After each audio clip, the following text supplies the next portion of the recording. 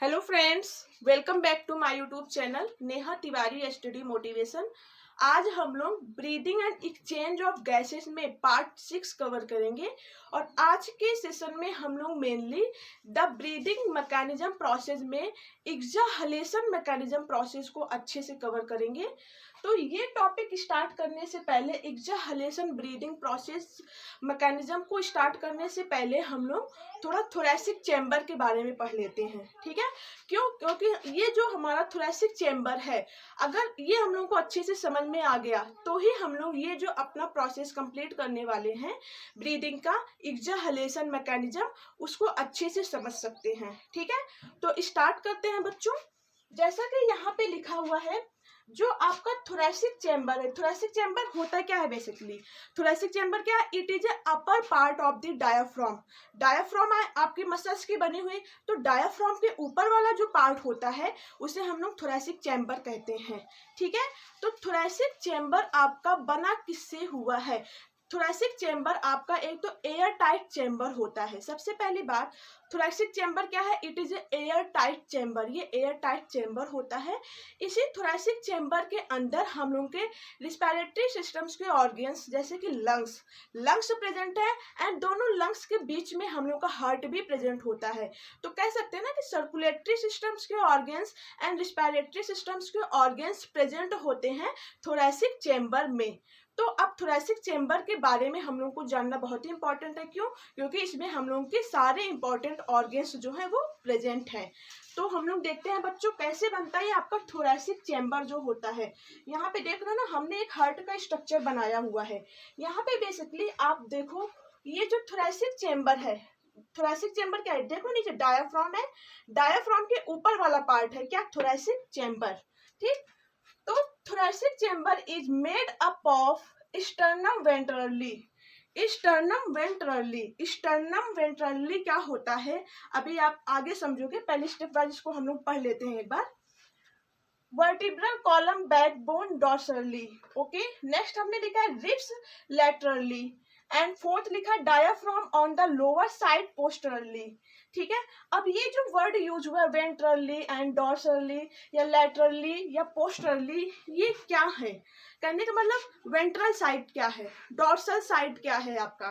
ठीक है, तो ये जो आपका साइड है, ये आपके जो बॉडी है, ह्यूमन बॉडी है, ह्यूमन बॉडी का जो पोजीशन है, पोजीशन को हम लोग डिस्क्राइब करते हैं किससे? वेंट्रली से या डॉर्सली, लैटरली या पोस्टरली। ठीक है, तो यहाँ पे देखो, इस टर्म को समझने, इस चारों पॉइंट को समझने के लिए आपको ये वाला पार्ट समझना बहुत ही इंपॉर्टेंट है।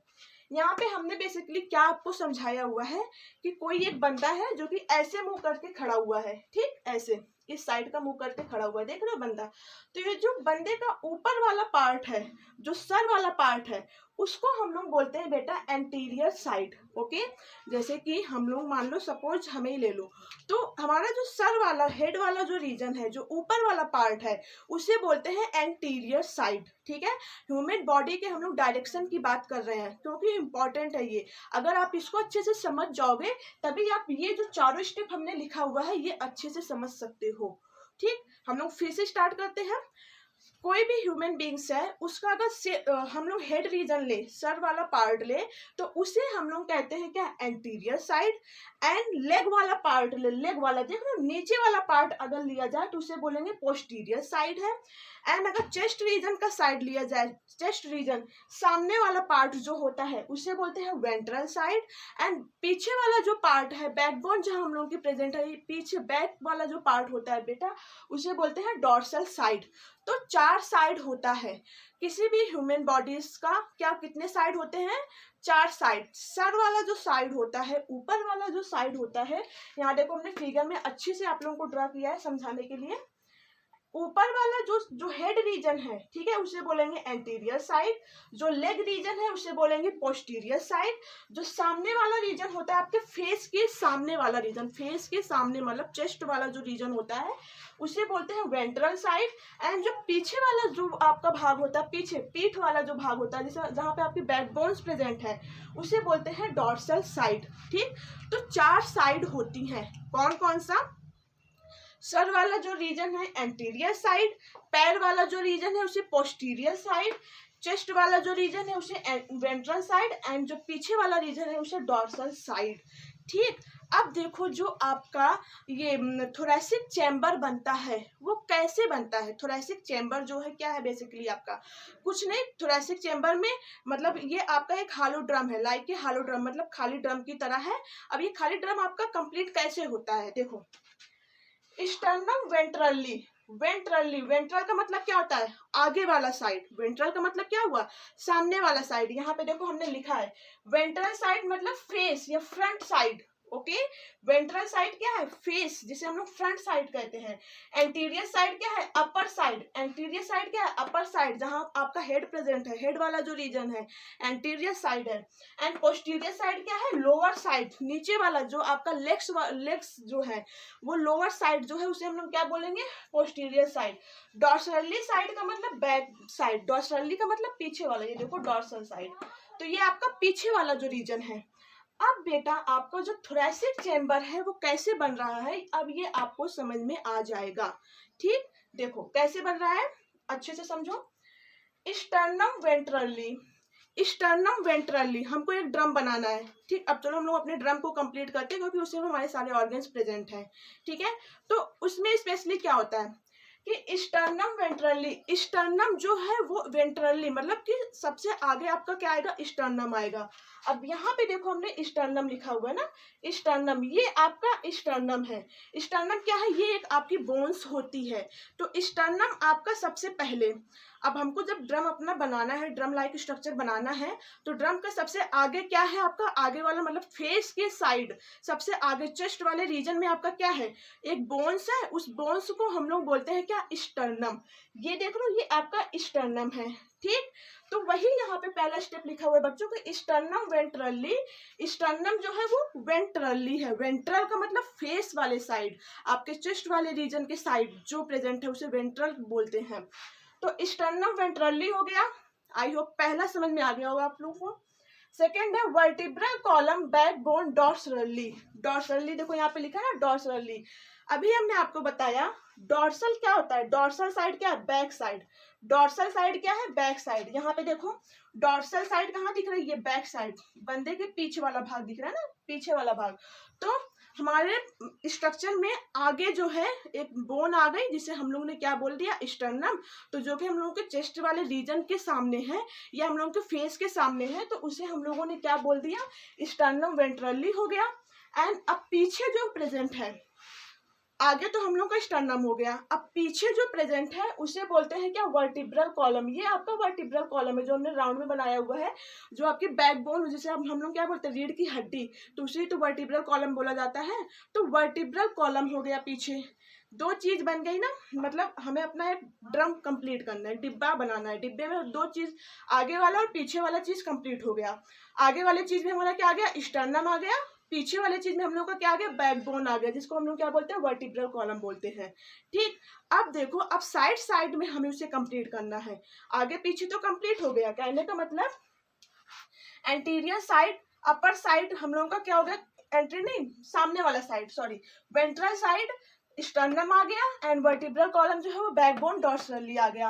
रिब्स लेटरली, ये जो रिब्स प्रेजेंट है, रिब्स देख रहे हो आपको, आगे आपका स्टर्नम है, पीछे आपका बैकबोन है, इनको आपस में ऐसे ऐसे कनेक्ट किए हुए रिब्स हैं। रिब्स ये हड्डी ही होती है बेसिकली आपकी है।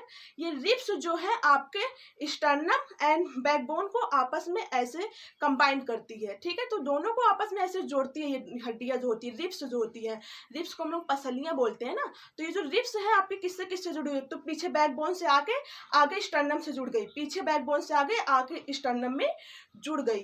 तो वही लिखा गया यहाँ पे रिब्स लेटरली। तो ये जो कि लेटरल, इसका जो वो है साइड, वो लेटरल साइड है ना, कि आपके पीछे से आके आगे जुड़ रही है, पीछे से आके आगे जुड़ रही है, बैकबोन से आके आपके स्टर्नम में जुड़ रही है, तो ये लेटरल साइड हो गया। तो रिब्स जो है वो लेटरली साइड हो गई। ठीक, and diaphragm on the lower side posteriorly. अब देखो ये जो डायाफ्राम है वो पोस्टरली, पोस्टरली हमने देखो यहाँ पे कहाँ लिखा है, नीचे वाले साइड में। ठीक, तो diaphragm on the lower side posteriorly, तो डायाफ्राम आपका नीचे पोस्टरली वाले साइड में है।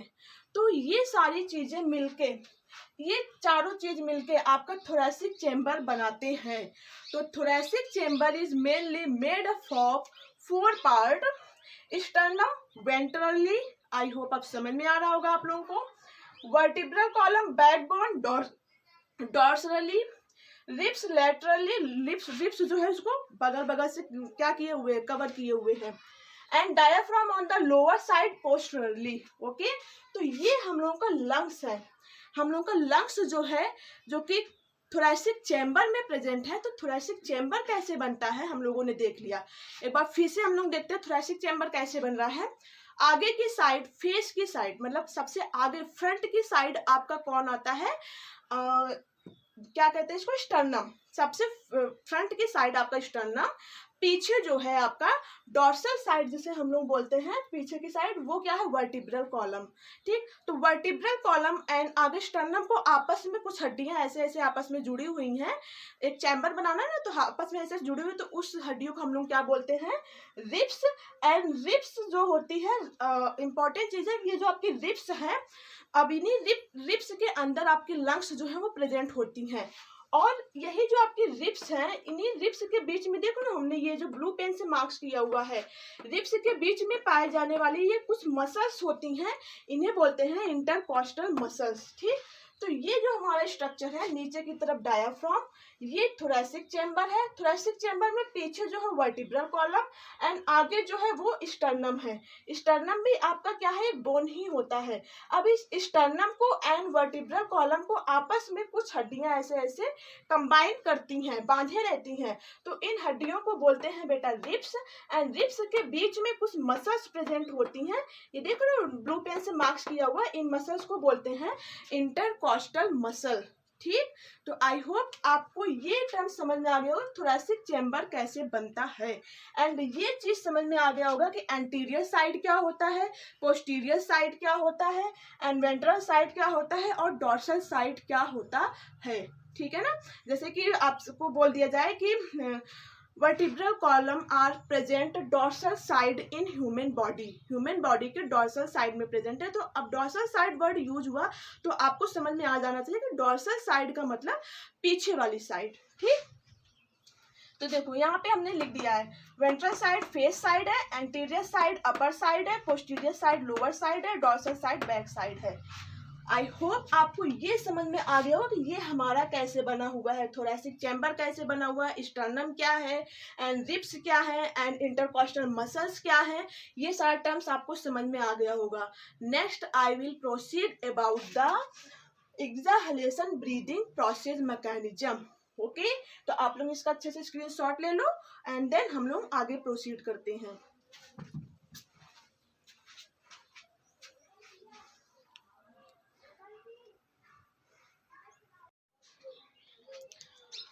हाँ, तो स्टूडेंट्स हम लोग अपना टॉपिक स्टार्ट करते हैं।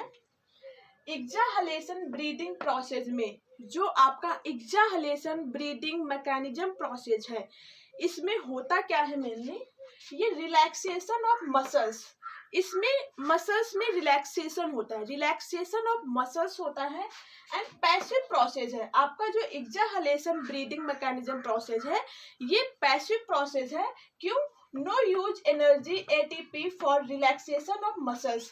रिलैक्सेशन ऑफ मसल्स, मसल्स को रिलैक्स करने के लिए हमें किसी भी प्रकार की एनर्जी नहीं लगानी पड़ती है।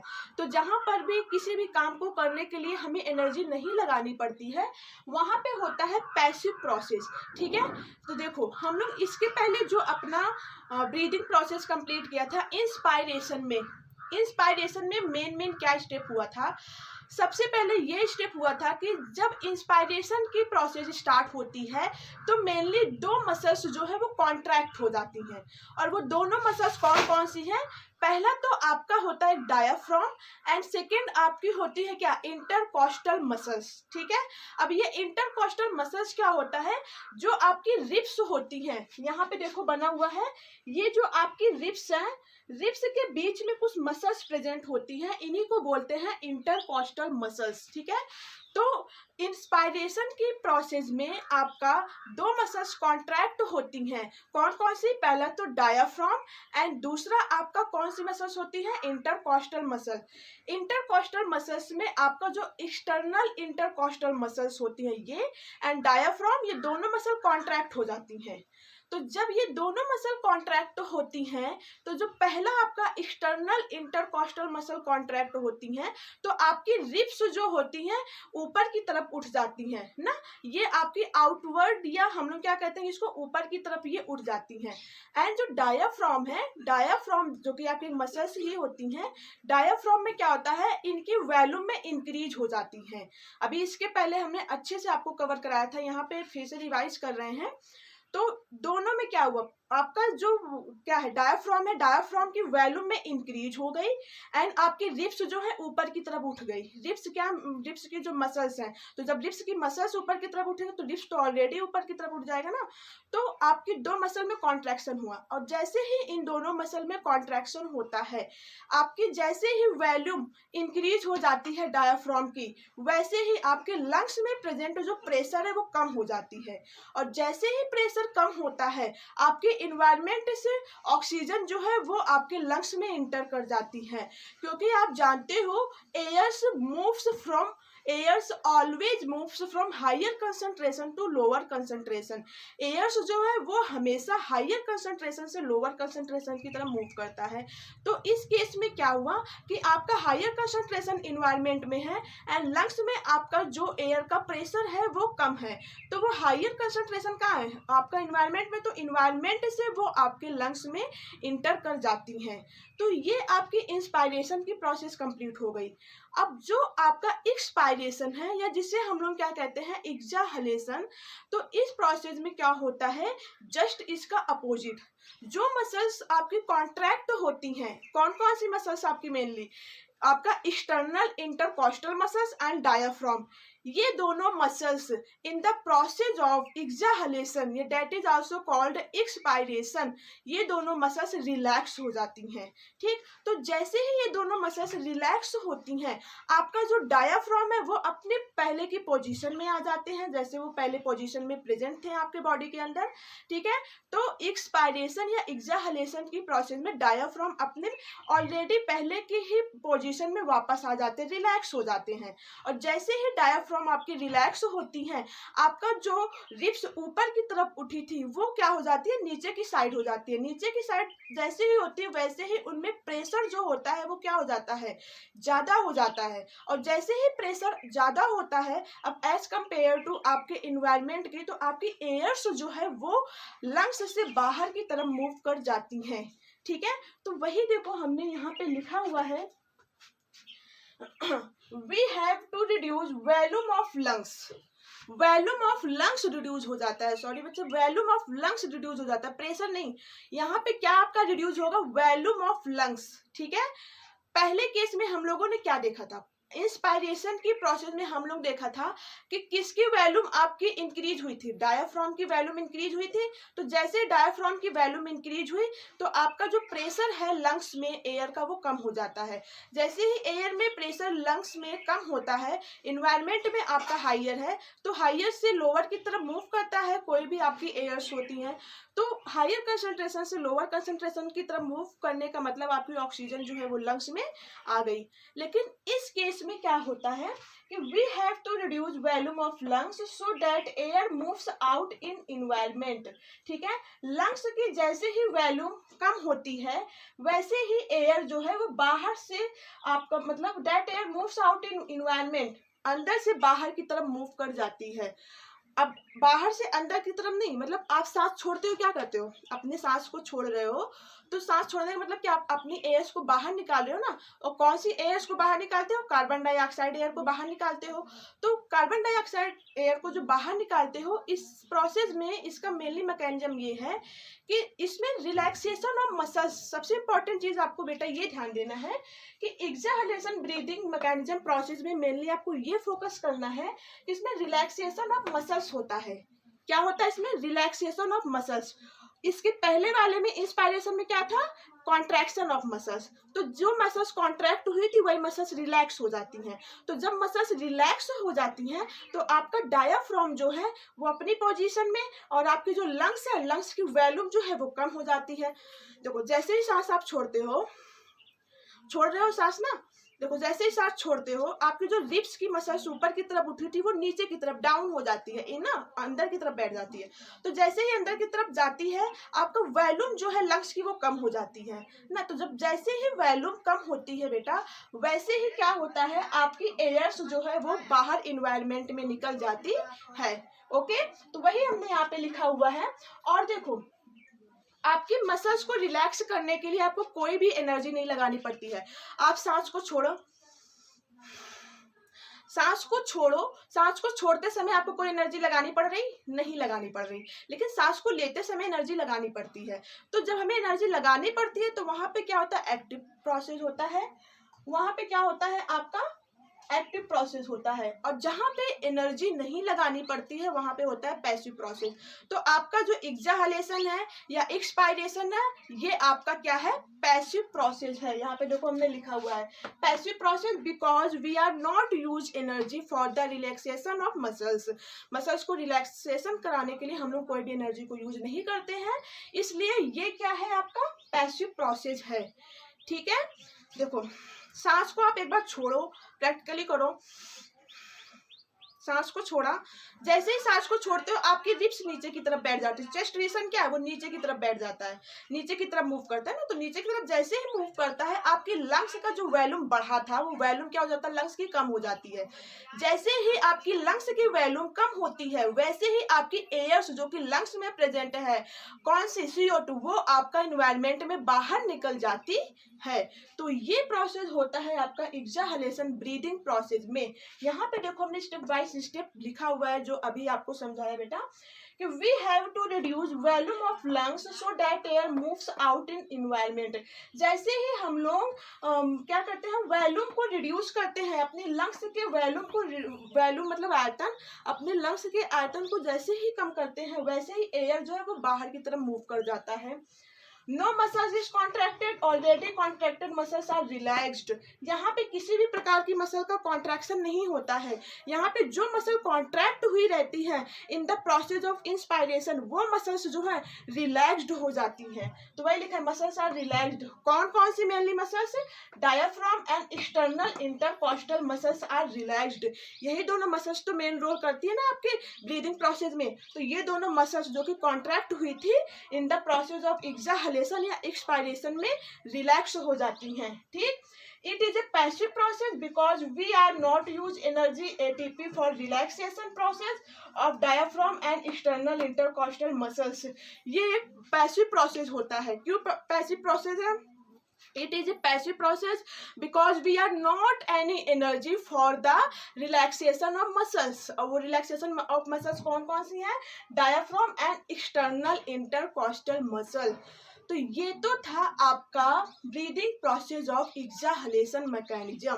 ठीक है, सब मिला जुला के कहने का मतलब ये है कि इस टॉपिक में आपको ये ध्यान देना है कि जो हम लोगों ने इसके पहले इंस्पायरेशन की ब्रीदिंग प्रोसेस में, उसके मैकेनिज्म में दो मसल को कॉन्ट्रैक्ट करवाया था। एक तो आपका था क्या, एक्सटर्नल इंटरकॉस्टल मसल को कॉन्ट्रैक्ट कराया। जब ये मसल कॉन्ट्रैक्ट हुई तो हमारी रिब्स ऊपर की तरफ उठ गई। रिब्स मतलब कि वही रिब्स के बीच में जो प्रेजेंट मसल्स है उसी को तो कहते हैं ना एक्सटर्नल इंटरकॉस्टल मसल्स, ये ऊपर की तरफ उठ जाती हैं। चेस्ट रीजन, जैसे ही चेस्ट रीजन ऊपर की तरफ उठती है आपका जो डायाफ्राम है, डायाफ्राम भी आपकी एक मसल है, दूसरी मसल डायाफ्राम में कॉन्ट्रैक्शन होता है, डायाफ्राम के आपके वॉल्यूम में इंक्रीजिंग हो जाती है। डायाफ्राम का जो पहले उसका जो एक्चुअल पोजीशन रहता है वो एक्चुअल पोजीशन की कंडीशन में नहीं रहता है इन द प्रोसेस ऑफ इंस्पायरेशन, उसके वॉल्यूम में इंक्रीज हो जाती है। जैसे ही आपके इंक्रीजिंग होती है वॉल्यूम डायफ्राम की, वैसे ही आपका जो लंग्स में प्रेशर है वो कम हो जाता है। एंड जैसे ही लंग्स में प्रेशर कम होता है, रिड्यूस होता है, ऑक्सीजन जो है आपके इन्वायरमेंट में ऑलरेडी पहले से ही प्रेजेंट है। और आपको पता है air always moves from higher concentration to lower concentration. तो एयर्स जो है वो आपके इन्वायरमेंट से लंग्स में इंटर कर जाती है। ये तो था पहले केस में इंस्पायरेशन में। और एक्सपायरेशन में जस्ट इसका अपोजिट हो जाता है बच्चा। जो दोनों मसल्स हमने कॉन्ट्रैक्ट करवाई थी in the process of inspiration, वही दोनों मसल्स हम लोग यहाँ पे रिलैक्स कर देते हैं। एंड जैसे ही मसल्स को रिलैक्स करते हैं, वैसे ही डायफ्राम जो है वो अपनी पहले की पोजीशन में आ जाती है। और जैसे ही डायफ्राम अपनी पहले की पोजीशन में आती है, लंग्स की वॉल्यूम कम हो जाती है। और लंग्स की वॉल्यूम कम होते ही आपके जो लंग्स में प्रेजेंट कार्बन डाइऑक्साइड है वो आपकी बाहर निकल जाती है रिस्पायरेटरी सिस्टम के थ्रू। ठीक, तो ये तो था एक्सहालेशन प्रोसेस। और दूसरी बात ये ध्यान देना है कि जो आपका इंस्पायरेशन ब्रीदिंग प्रोसेस था उसको हम लोग एक्टिव प्रोसेस कहते हैं। क्यों? क्योंकि हमें अपनी मसल्स को कॉन्ट्रैक्ट कराने के लिए एनर्जी लगानी पड़ती है, ठीक है ना। तो इसीलिए उसको एक्टिव प्रोसेस कहा जाता है। एंड जो आपका ये एक्सपायरेशन या एक्सहालेशन प्रोसेस है, इसको हम लोग पैसिव प्रोसेस कहते हैं, क्योंकि इसमें हमें किसी भी प्रकार की एनर्जी लगानी नहीं पड़ती है मसल्स को रिलैक्स करवाने में। ठीक, तो इंस्पायरेशन में मसल्स का कॉन्ट्रैक्शन और एक्सपायरेशन में या एक्सहालेशन में मसल्स का रिलैक्सेशन। और इंस्पायरेशन में क्या होता है, ये एक्टिव प्रोसेस है because we are used for the contraction of muscles. वो मसल्स कौन कौन से हैं आपके, diaphragm and external intercostal muscles.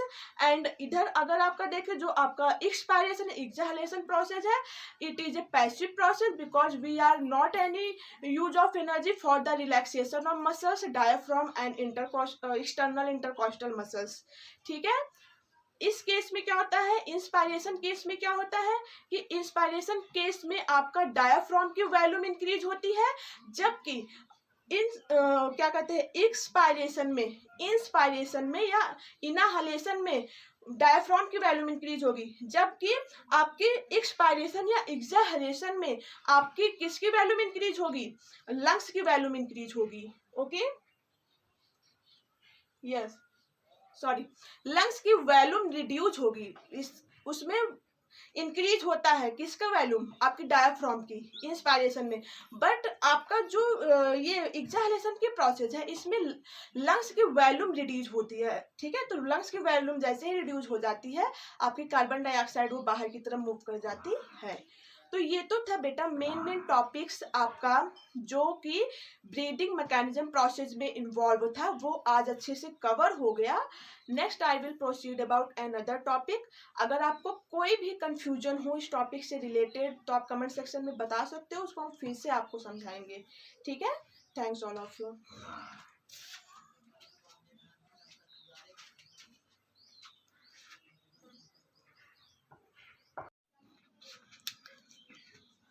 हाँ तो बच्चों, हम लोगों का नेक्स्ट टॉपिक क्या है, ट्रांसपोर्ट ऑफ ऑक्सीजन। ठीक है ना। जो ट्रांसपोर्ट ऑफ ऑक्सीजन है, देखो ये हम लोगों का जो चैप्टर है, चैप्टर का नाम ही क्या है, breathing and exchange of gases.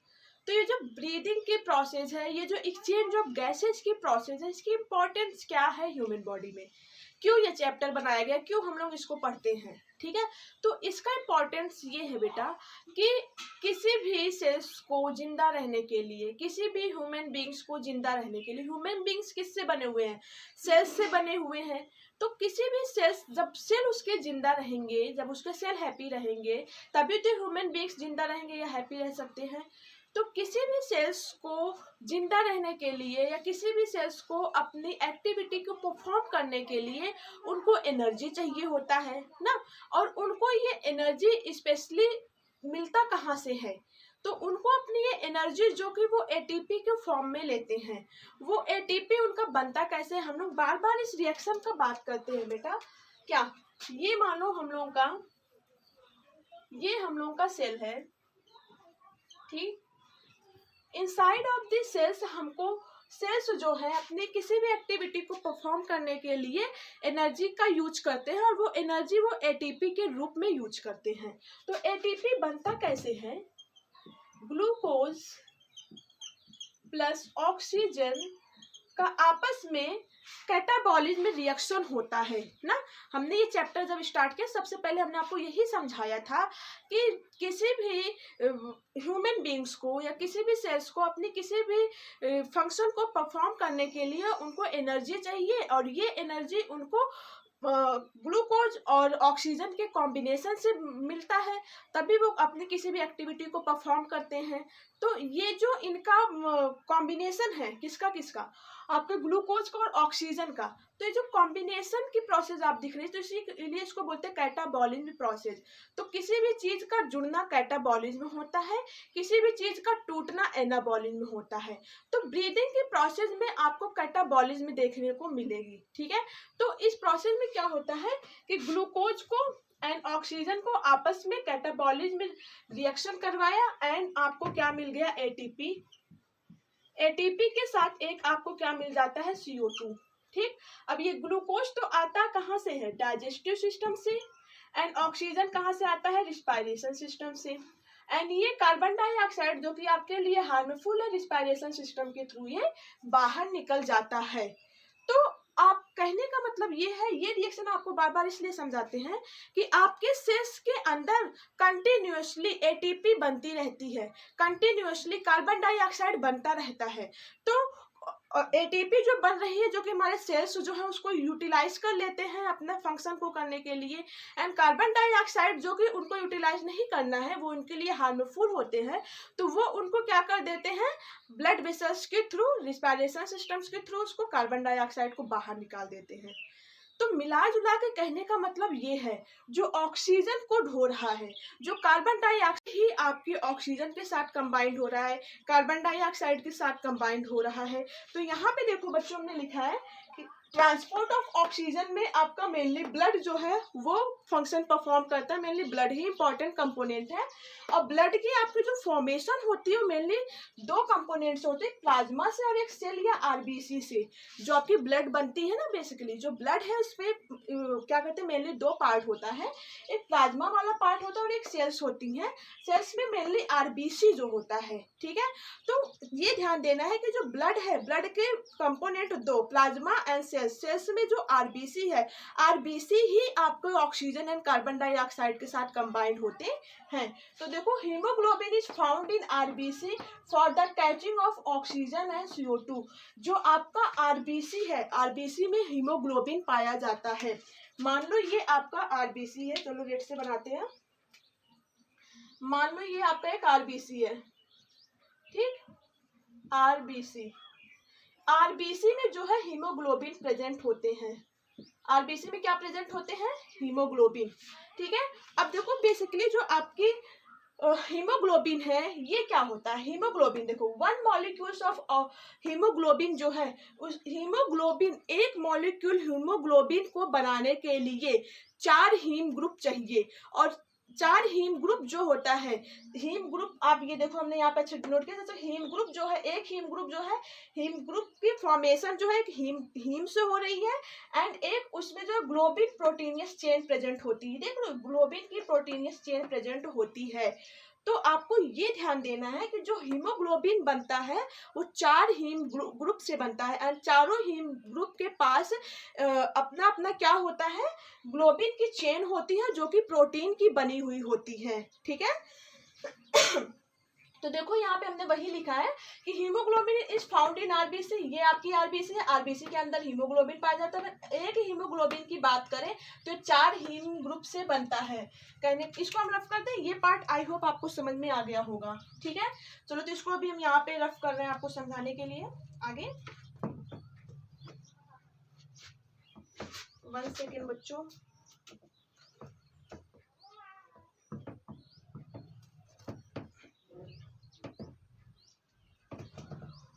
देखो, आपका एक हीमोग्लोबिन, यहाँ पे देखो हमने लिखा हुआ है ऑलरेडी, एक हीमोग्लोबिन जो है वो 4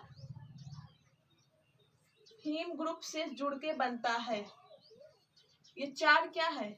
हीम ग्रुप है, हीम है, हीम ग्रुप, ठीक। और इन हीम ग्रुप में एक प्रोटीनियस की चेन होती है। ये जो है ग्लोबिन की बनी हुई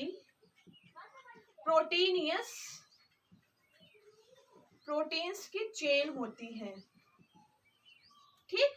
बेसिकली कहने का मतलब ये है कि आपका एक मॉलिक्यूल्स ऑफ हीमोग्लोबिन जो है, एक मॉलिक्यूल हीमोग्लोबिन का एक मॉलिक्यूल 4 हीम ग्रुप से मिलके बनता है और इन चारों हीमो ग्रुप के पास अपना अपना एक ग्लोबिन की चेन होती है जो कि प्रोटीन्स की बनी हुई होती है। तो यहाँ पे देखो लिखा ना, हीमोग्लोबिन 4 हीम ग्रुप है और सबके पास अपनी अपनी एक ग्लोबिन चेन होती है जो कि प्रोटीन्स की बनी हुई होती है। अब इन चेन का काम क्या होता है बच्चों? यही चेन ही जो है आपके ऑक्सीजन को बाइंड करता है, ऑक्सीजन को पकड़ता है, ऑक्सीजन को यही चेन जो है बाइंड करता है, ठीक। और कार्बन डाइऑक्साइड को भी बाइंड करेगा, ठीक है। तो कहने का मतलब बेसिकली ये है बच्चों, हीमोग्लोबिन जो कि आपके आरबीसी में पाया जाता है और आरबीसी आपका इंपॉर्टेंट है transportation of the oxygen, carbon dioxide and nutrition in the cells and tissues, ठीक है। समझ में आ रहा है आप लोगों को? कहने का मतलब आपका ब्लड ही तो इम्पोर्टेंट कंपोनेंट है ट्रांसपोर्टेशन के लिए, न्यूट्रिशन एंड अदर गैसेस को सेल्स एंड टिश्यूज तक पहुंचाने के लिए। तो आपके जो ब्लड है, ब्लड में हीमोग्लोबिन पाया जाता है और हीमोग्लोबिन की स्ट्रक्चर की बात करें तो हीमोग्लोबिन जो है वो 4 हीम ग्रुप से मिलके बनता है एंड प्रत्येक हीम ग्रुप के पास अपनी अपनी ग्लोबिन चेन होती है जो कि प्रोटीन्स की बनी हुई होती हैं, ठीक है। तो वही हमने देखो यहाँ पे शो किया हुआ है। अगर आरबीसी आपकी ऑक्सीजन के साथ कंबाइंड हो रही तो उसे हम लोग क्या बोलेंगे? ऑक्सी हीमोग्लोबिन या ऑक्सीजनेटेड ब्लड, ठीक है। ऑक्सी हीमोग्लोबिन या ऑक्सीजनेटेड ब्लड। अगर आरबीसी आपका जो है, आरबीसी वाली रेड ब्लड सेल्स आपकी कार्बन डाइऑक्साइड के साथ कंबाइंड हो रहा है तो उसे बोलेंगे डीऑक्सी हीमोग्लोबिन या डीऑक्सीजनेटेड ब्लड। अगर हम लोग यही बात कर लेंगे ऑक्सी हीमोग्लोबिन या ऑक्सीजनेटेड ब्लड कहाँ आपकी बहती है, तो ये आपकी आर्टरी ब्लड वेसल्स में बहती है, आर्टरी ब्लड वेसल्स, ठीक। एंड डीऑक्सीजनेटेड ब्लड कहाँ बहती है? आपकी वेन्स में, वेन्स ब्लड वेसल्स। ये आपको शॉर्ट नोट बता रहे बच्चा, एकदम सीक्वेंस में आप पूरा स्टेप बाय स्टेप अगर कॉन्सेप्ट क्लियर है तो आप अच्छे से डिस्क्राइब कर सकते हो टॉपिक्स को, ओके। तो ये तो बात हो गई आपकी क्या, बेसिकली ब्लड की। ब्लड में मेनली हमने क्या देखा? ब्लड का जो फॉर्मेशन हो रहा है प्लाज्मा से हो रहा है एंड सेल्स से हो रही है। तो सेल्स में मेनली जो आरबीसी होते हैं यही आपके गैसों को बाइंड करने के लिए एबल होते हैं, ठीक है। तो ये अगर ऑक्सीजन के साथ आरबीसी बाइंड हो जाए तो उसे ऑक्सीजनेटेड ब्लड कह देते हैं।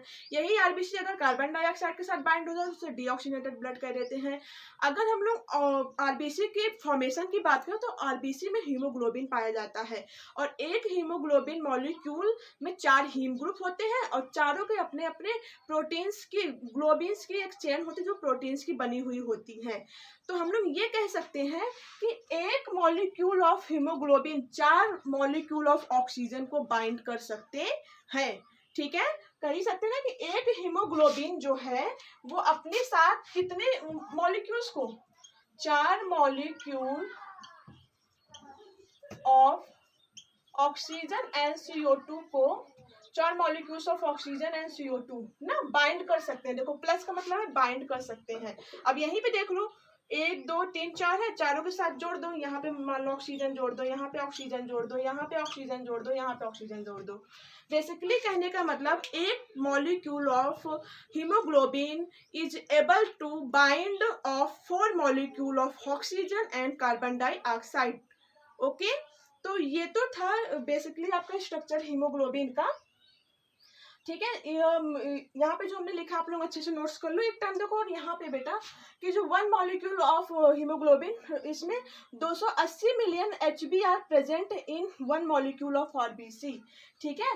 कहने का मतलब एक मॉलिक्यूल आरबीसी में, एक मॉलिक्यूल, ये आपकी आरबीसी है, एक मॉलिक्यूल आरबीसी में जो है 280 मिलियन हीमोग्लोबिन प्रेजेंट होता है। ये ध्यान देना, आपके एनसीईआरटी बुक में भी दिया गया है कि एक मॉलिक्यूल आरबीसी में 280 मिलियन हीमोग्लोबिन प्रेजेंट होता है, केवल एक मॉलिक्यूल आरबीसी में। तो इसीलिए ब्लड बहुत ही इंपॉर्टेंट चीज होता है आपकी बॉडी में, ठीक है।